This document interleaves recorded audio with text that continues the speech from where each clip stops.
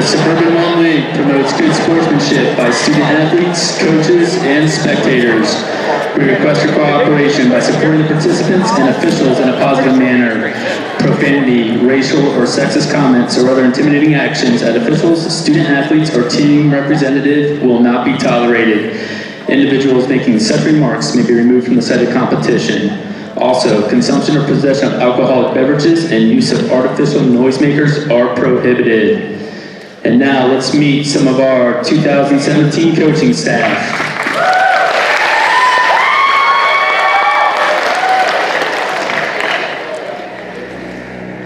First up, from girls cross country, Ashley Lewis. With girls volleyball, head coach Brian Bassler. Assisted by Casey McMahon. With girls tennis, we have head coach Gabrielle Duran.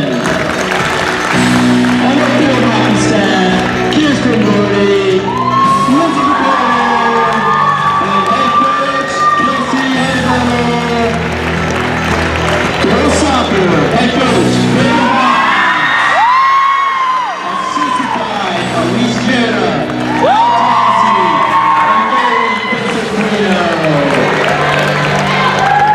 On our boys coaching staff, head coach Nick D'Andrea. Assistant coach Adriel Albanese, head coach Dave Manratty. And from our sports medicine staff, athletic trainer Glenn Rockshore.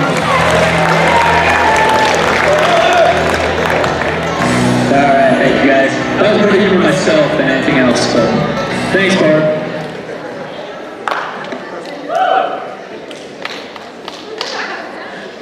Alright guys, great energy. Thank you for coming out and taking the time to be here this evening. I know it's a big commitment. I know you guys have busy schedules. And as I go through the lesson tonight, I want to kind of reference back to a surf lesson I had this summer. And there was an eye-opening experience for me because as an athlete, you're always pushing yourself, you're always learning.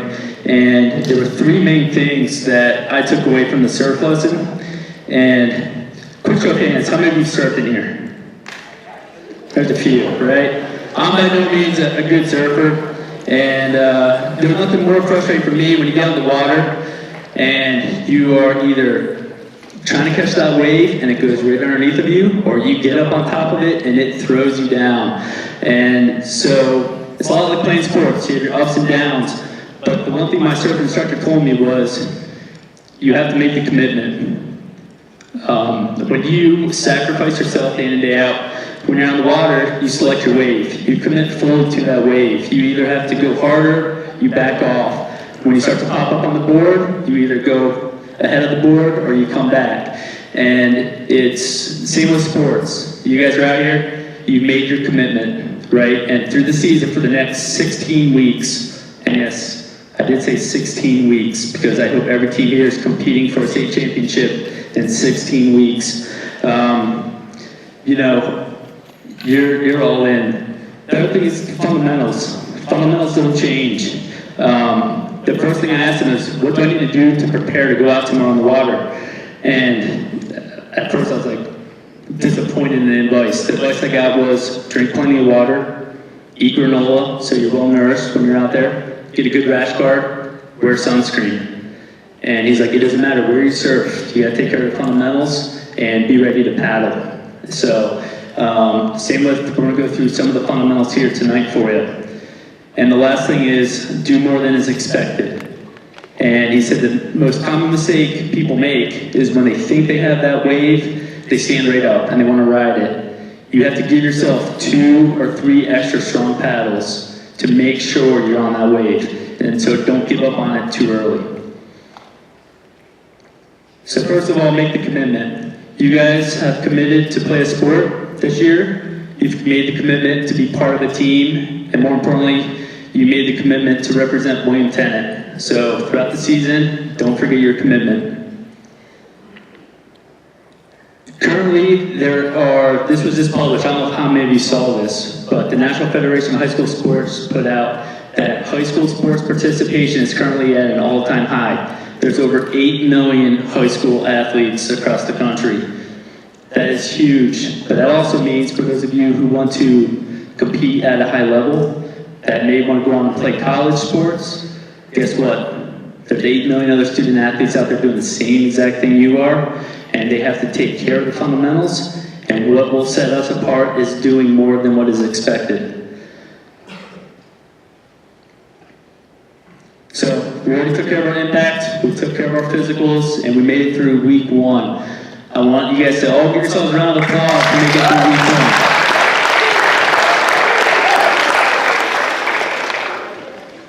1. Now for the fun stuff, academics.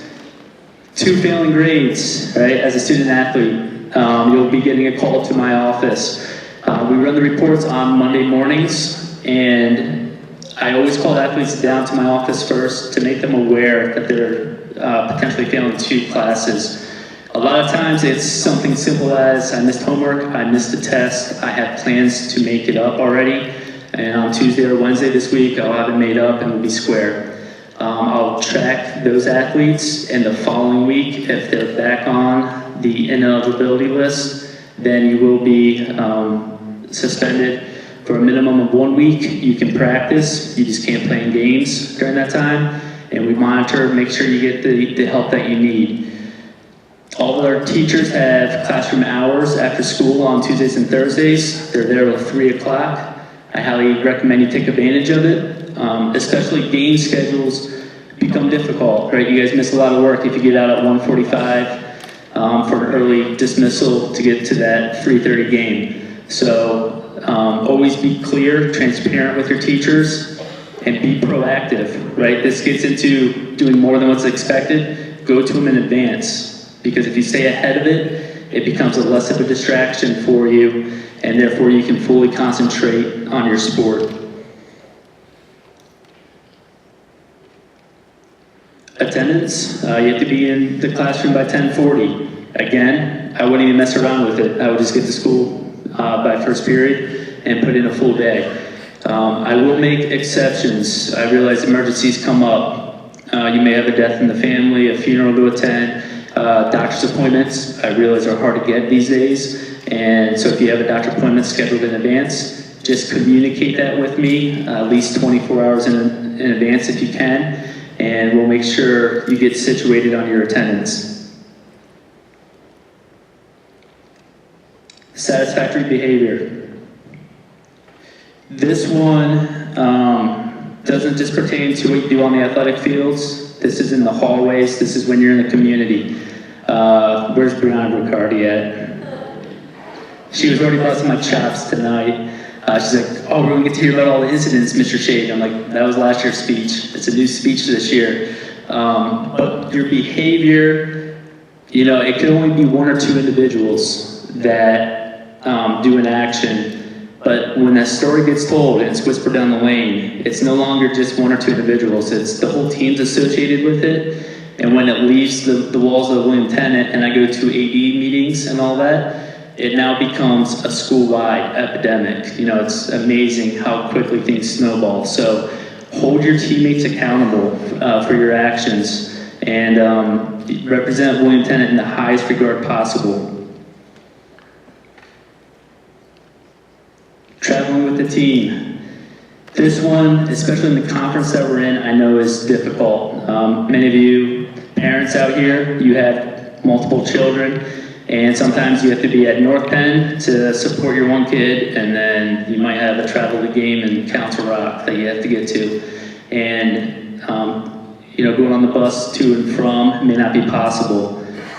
Try as hard as you can to let your kids experience traveling with the team and that bonding experience that happens on the bus. Those locker room stories and bus stories are what the kids will remember long term. But in the event that you need to take them from a game, please send me an email 24 hours in advance, so that way I can notify my coaching staff. I'll forward them on the email with approval, and then that way they're not worried about it after the game, trying to say, oh, I lost one of my kids. So again, be as proactive on that as you can, and it'll go a long way.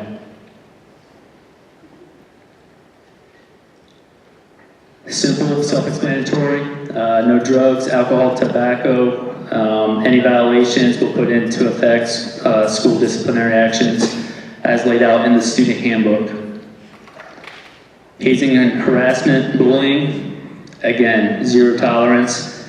And kids, students, I know it gets hard when you get on social media. I just read the other day that college coaches are now, some of the recruiters, their primary goal is just to go on and look up recruit social media content. And that's your new resume, that's your new portfolio that they're looking at. So again, you're representing William Tennant, so keep it clean, all right? As long as it's positive information that's going out, that's great.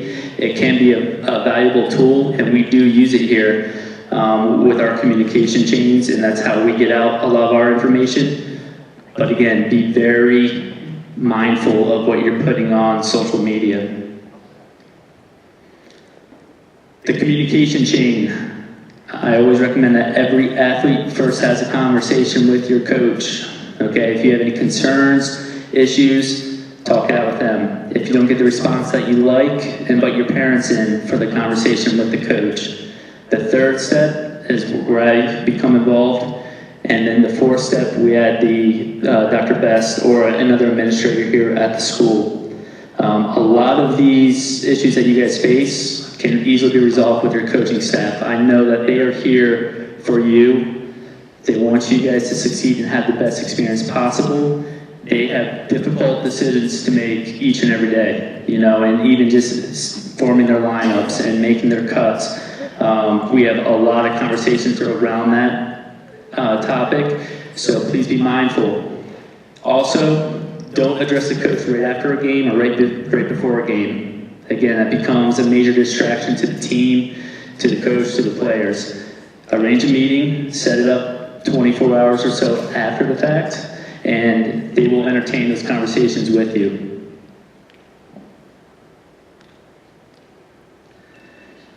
Kind of already touched on this. Seek first to understand. I think that a lot of issues that we face in athletics today, it's just a misunderstanding most of the time. So carry yourselves as professionals, as adults, and just be willing to hear both sides of the story. How many of you have been on WilliamTennantPanthers.com? All right. So we launched this last year. It's been going overall very awesome. I created a monster for myself because now I feel like a full-time sports information director. And I do apologize, I'm not always right up to date on everything, but I've been empowering my coaches to also have access to it. I'm empowering students if you want to write articles or take pictures. Parents, I have a couple parents who provide me with a ton of pictures. And so it allows everyone to get involved with it. But updates, alerts, and articles are put up there. As a parent, as a student, when you go on the website, you'll see sign up to receive final scores, team alerts via text or email. All you do is you put in your cell phone number, your email, you click on what team you want to follow, and anytime there's a new posting regarding that, you'll get those updates. Also, all the information goes to our William Tennant Facebook page as well as Twitter. Last year, we were averaging over 18,000 hits a month on our website. And in the region, Varsity News Network, who we use, they are a nationwide platform. And some of you may have seen articles that they'll just publish, like fundraiser ideas for boosters or some new gear that's coming out on the market. So it's nice because now we are exposing ourselves, we're creating opportunities to see what else is going on in the country. But on the East Coast, between Pennsylvania, New Jersey, Delaware, all the schools that are using it, we were second on a regular basis with the number of views we had on our page. So we're taking William Tennant High School and we're putting us on the map, not just locally within the Suburban One League, but across the country. And that's something that I think you guys should be very proud of, and it's a great way for your coaches and yourselves to really promote yourself. You can also download a mobile app. It did have a glitch this, what was it, Joe, like 2-3 days ago as I'm preparing this. But if you use the mobile app, use Chrome on your phone, it tends to work better. But same thing, you can select what sports you want to follow. You'll have a calendar, you'll have directions to the away games, you'll receive the score updates, and it's a valuable tool. So at this time, one big thing with fundamentals is taking care of yourselves and taking care of your bodies. So I'm going to turn the mic over to our new athletic trainer with NovaCare Physical Therapy, Glenn Washington. Hello everyone. First thing, a little bit about me. Obviously my name is Glenn Watchman. I'm originally from a small town in Michigan. I got my education at Lake Superior State University. For those of you who don't know where that is, it's on the border of Canada and the Upper Peninsula of Michigan. So just know that I'm new to the area, but I'm not new to high school athletics in general. So just know if your son or daughter, or for the athletes that are here, if there's something that's bothering you, you can come see me. I have a team of well-qualified professionals working with me. Dr. Todd Cherto is our team ortho. He'll be on the sidelines on Friday nights for football games, and he is more than willing to see any athlete at any time in his office if we have an issue. And then if it's something that's not necessarily surgical, doesn't need to see an ortho, we have 4 physical therapists that work through NovaCare Rehabilitation. There's a clinic in Feasterville and then a clinic in Hatboro. There's 2 PTs at each clinic, and they're also more than willing to get you guys in to evaluate and to help treat, because there's only one of me and there's a lot of student athletes here. So it helps expand my reach and the ability to help you get better, both physically and the ability to get back on the field to play. We'll be here. Phil is one of our PTs. He's here to answer any questions that you guys may have about physical therapy or how to get in to see one of our physical therapists. Other than that, we'll be here afterwards if you have any questions.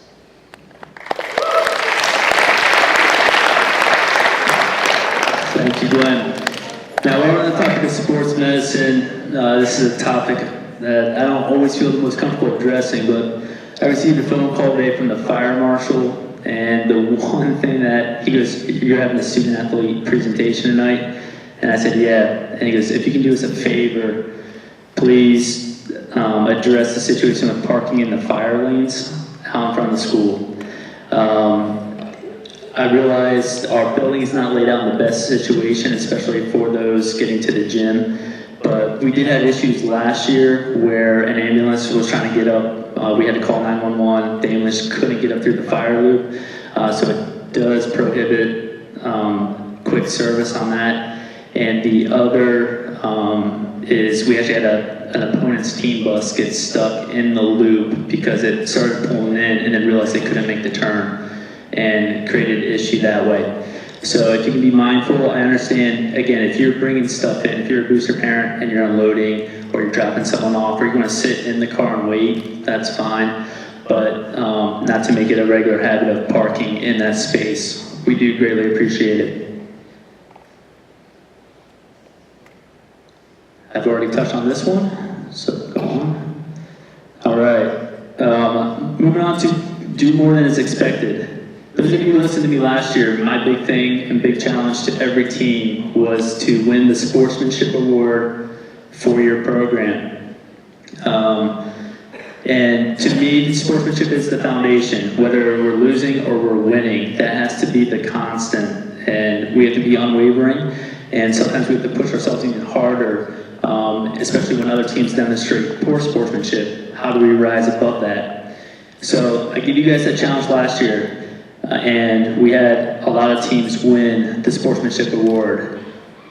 In fact, and you guys may not know this, but every all-league meeting for every single team, coaches get together and they vote the sportsmanship award. There's a total of 7 schools. We can't vote for ourselves. We received this letter just on August 16th. so just a few days ago, we earned, out of PIAA for our conference, we earned the most total number of sportsmanship votes last year. So for those of you in the room who are on those teams, give yourselves a round of applause for earning that.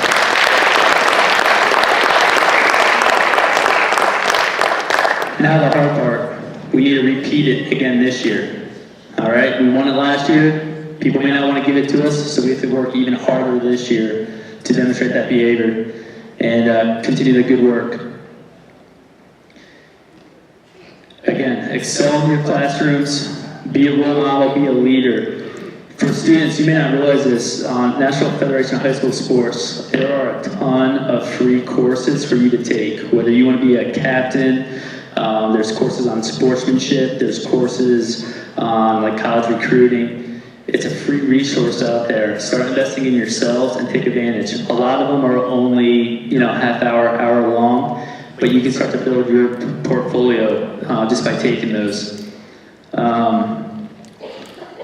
Again, hold your teammates accountable and be humble in victory and learn from your defeat. A loss isn't always a bad thing as long as you are willing to learn from it and work harder to make the improvements to get better. Setting yourself up for future success. We had, my first year here, we had 26 student athletes go on to play collegiate sports. Last year we were around 22. Looking at the national average, we're about on par for the course. Make sure you use your resources. Your guidance counselors have books I purchased for them last year on the college recruiting process. Another valuable resource in our own building is Mr. Reynolds. If you know him, he has so many connections to college coaches. He can pick up the phone and make the call. But really, it starts as a ninth grader. Your ninth grade year, you're starting to build that for college. And whether you want to play in college or if you just want to use sports, if you're interested in sports management or athletic training, or you want to become a coach down the road, you can, look at your resources here, and our goal is to help get you to that next level, and hopefully you use athletics in some way, shape, or form to do that. There's also multiple other opportunities. There's athletic council. I run a sports management club, and I know it's hard for those of you in sports to help on behind the scenes stuff because you're participating. Parents and boosters, I can't thank you guys enough for everything that you do for the kids. It's volunteering your time to enhance the experience for these kids. When they're walking around with all their gear and backpacks, and there's so much great stuff that you're willing to sacrifice your time to run those fundraisers, and to me that's going above and beyond.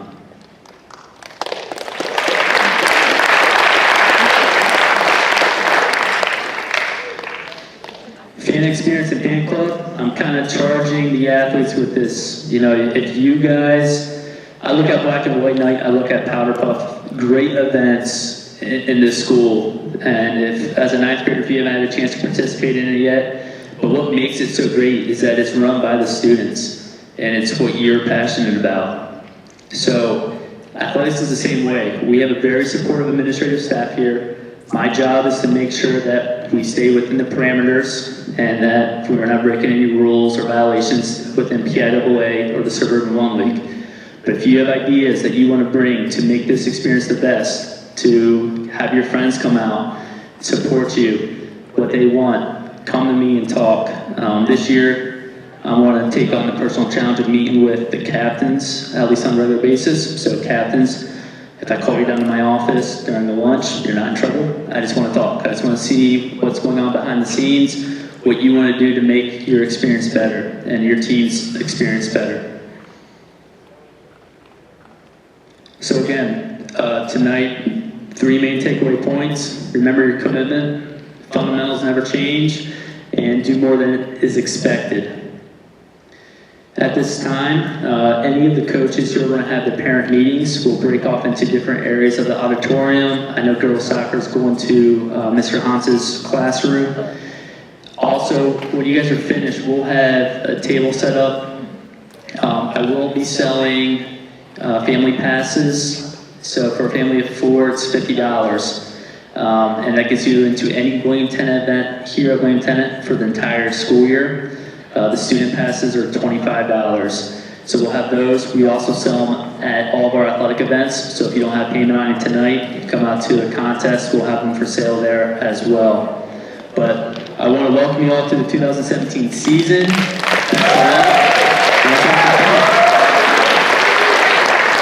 Girls volleyball, you guys will be in that top back corner.